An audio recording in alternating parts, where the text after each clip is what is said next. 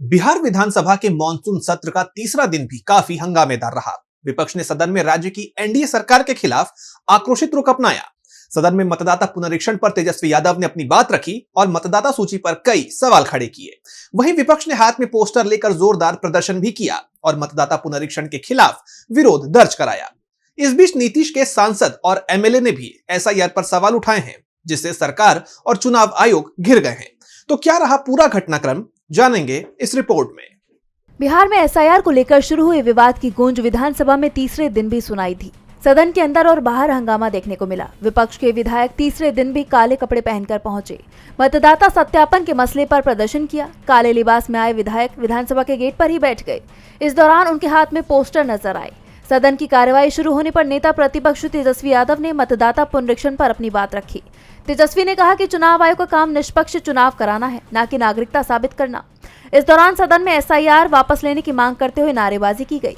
विधानसभा में जब तेजस्वी यादव बोल रहे थे तो उस समय आरजेडी विधायक भाई वीरेंद्र की एक टिप्पणी पर बीजेपी और जेडीयू विधायकों और मंत्रियों ने हंगामा शुरू कर दिया, जिसमें डिप्टी सीएम विजय सिन्हा भी शामिल थे। विधानसभा स्पीकर नंदकिशोर यादव इस पर नाराज हो गए और उन्होंने डिप्टी सीएम की तरफ संकेत करते हुए गुस्से में कहा, निर्णय आप करेंगे या हम करेंगे? पहले बैठिए आप मंत्री महोदय।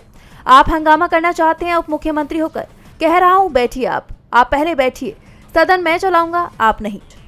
इसके बाद सत्ता पक्ष के हंगामे के चलते विधानसभा की कार्यवाही स्थगित हो गई। बाद में तेजस्वी यादव ने प्रेस कॉन्फ्रेंस में अपनी बात रखते हुए कहा कि चुनाव आयोग ने कहा कि लगभग 55 लाख मतदाता नहीं है। बिहार में उल्टा हो रहा है। पहले वोटर सरकार चुनते थे, अब सरकार वोटर्स को चुन रही है। सबसे बड़ी बात तो यह है कि इस मुद्दे पर विपक्ष को जेडीयू का भी साथ मिल गया है। जेडीयू सांसद गिरधारी यादव ने चुनाव आयोग पर निशाना साधा।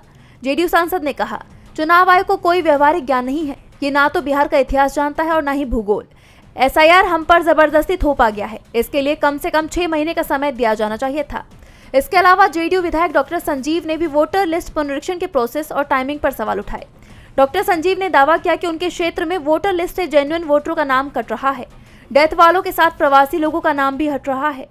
उन्होंने आगे कहा कि जिनकी डेथ हो गई है, जो घुसपैठी हैं, उनका नाम हटा दीजिए, लेकिन जो जेन्युइन है उसे हटाने का कौन सा राइट है इलेक्शन कमीशन को?